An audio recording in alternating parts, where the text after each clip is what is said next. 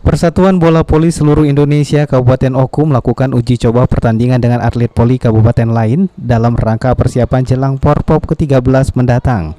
Uji coba tersebut dilakukan di Gedung Olahraga Batu Raja. Ketua PBPSI Kabupaten Oku Sugiono mengungkapkan PBPSI Oku sudah melakukan latihan sejak Oktober tahun lalu.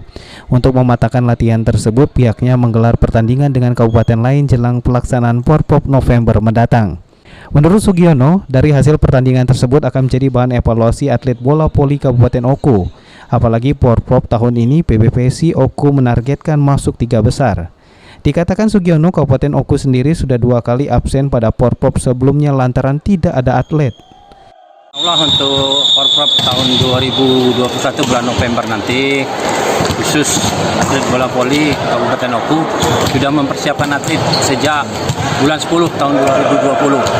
Nah, jadi alhamdulillah ini atletnya sudah siap, dan kebenaran pada hari ini kita mengadakan sparring atau latih tanding dengan Kabupaten Oku atau Oku Timur dan beberapa dari Waikanan.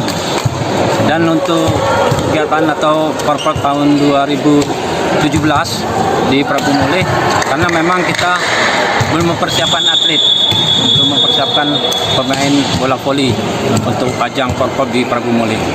Target kita Pak untuk voli Pak? Untuk voli, terutama bagian putra, insya Allah kita meraih perunggu. Sugiono juga menargetkan 3 atlet volinya bisa masuk mewakili Sumsel pada PON mendatang.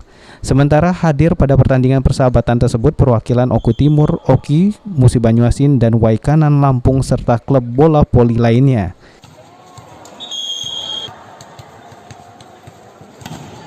Dari Kabupaten Oku, Ari Pranika, PAL TV.